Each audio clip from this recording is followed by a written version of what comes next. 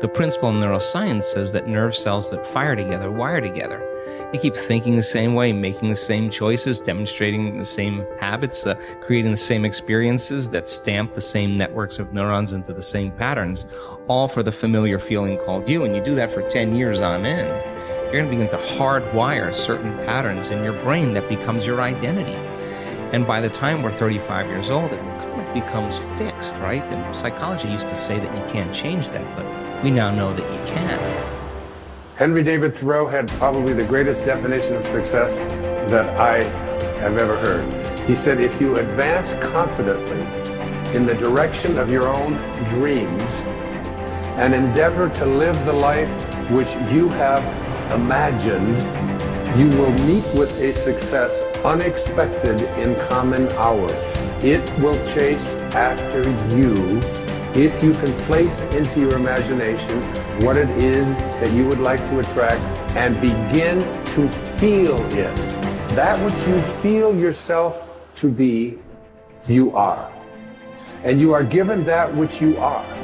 So assume the feeling that would be yours were you already in possession of your wish.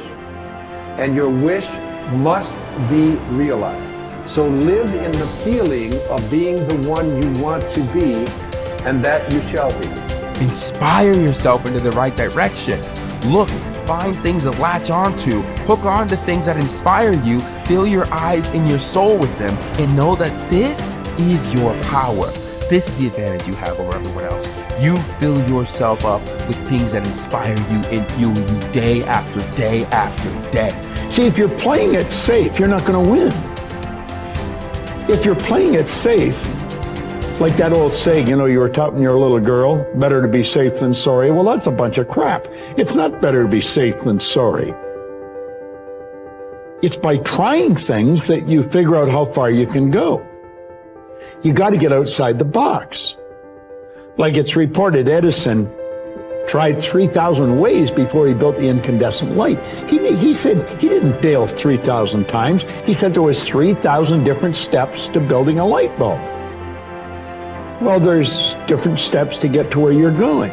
And I really do treat winning and losing exactly the same. I do not let it upset me. So as you begin to look at this decade and affirming that this is your decade, as you set goals that will make you stretch, that will bring out the best in you, as you begin to remove the negative, toxic people from your life, as you decide to take some chances in life, and that's one of the things that's very important. Viscard said, if you're not willing to risk, you cannot grow. And if you cannot grow, you cannot become your best. And if you cannot become your best, you cannot be happy. If you can't be happy, then what else is there? This is time for a little truth here. Maybe you need to become much wiser than you are at the moment. You need to become stronger. You need to have better health. Maybe you need a little coaching to really become the person I want to become. I'm going to have some coaching. Physical coaching, spiritual coaching, developing skills coaching. To be the influence you want to be, you got to build an incredible reputation. What kind of person must I be to attract all that I want in my life and the people that I want and the opportunities that I want? You knock on the door and opportunity opens. You must stand there as a very attractive person, or you may not be invited. One of the most mysterious and unique phrases that Jesus ever used. Here's what he said. I stand at the door and if you opened the door, would you probably invite him in? This extraordinary person.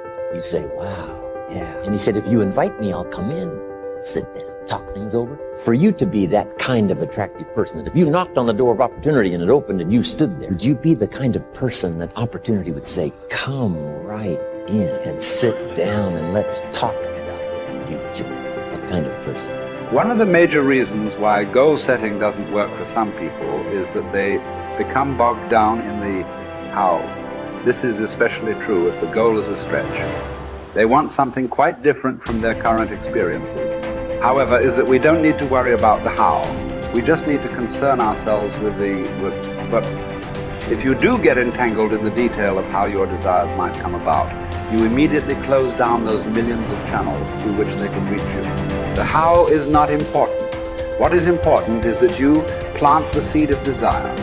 Nourish it with clear visualization of the ripened fruit. Water it with sincere faith. But leave the means to universal mind. Open up your mind. Clear out the channels of thought. Keep yourself in a state of receptivity. Gain a mental attitude in which you are constantly expecting good. It is these positive expectations that are so critical to success. When looking at the tiniest building blocks of life, scientists were astounded to discover that the particles behave differently depending on what the scientists observing them expected. It's the same in your life. We will rise or fall to meet our expectations, or those others afterwards. No doubt you will have heard of the self-fulfilling prophecy. But do you know who first coined the term? It was a sociologist called Robert K. Merton. In his book, Social Theory and Social Structure, he states, the self-fulfilling prophecy is, in the beginning, a false definite of the situations, evoking a new behavior which makes the original false conception come true. This specious validity of the self-fulfilling prophecy perpetuates a reign of error. For the prophet will cite the actual course of events as proof that he was right from the very beginning. In other words, if you make up your mind about something, then you immediately influence your behavior and ultimately your results. Whether your assumption is true or not is irrelevant, because the belief that it is will alter your behavior to bring about a reign of error that vindicates your initial assumption. So, forget about the how. Collier reminds us, your part is to impress upon mind your need, your earnest desire, your boundless belief in the resources, and the willingness of universal mind to help you. In other words, expect the best and it will do the rest. So you have to constantly pour energy into your own life to make sure that you're making progress to your goals if you're going to eventually achieve success. And the only way that you're going to be able to do that is to have a growth mindset.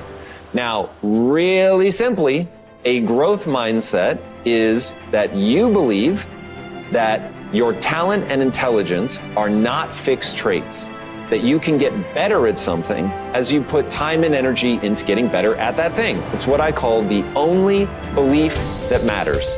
The only belief that matters is that by applying time and energy into something, you will actually get better at it. Now, once you believe that, everything in your life downstream of that gets better, because now you know, oh, I messed up at this thing, I suck at that thing, the world is trying to stop me from doing that thing, the world is effective at stopping me from doing that thing. Oh, word? All I need to do is go and get better and I can outperform people.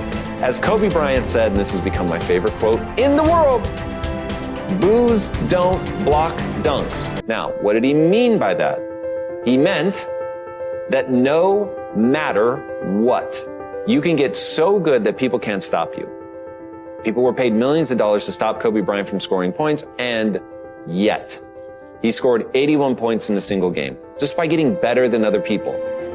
Getting better than other people requires you to have a growth mindset. That's the growth part. You're going to get better so that when you fail, and you will fail over and over and over and over and over and over and over again, and it's going to be embarrassing and it's going to hurt and all that, but when you fail, if you believe, oh, failing means that I'm a failure because my talent and intelligence are fixed traits, there's nothing I can do to get better, you will stop. Why wouldn't you? It's the only thing that makes sense.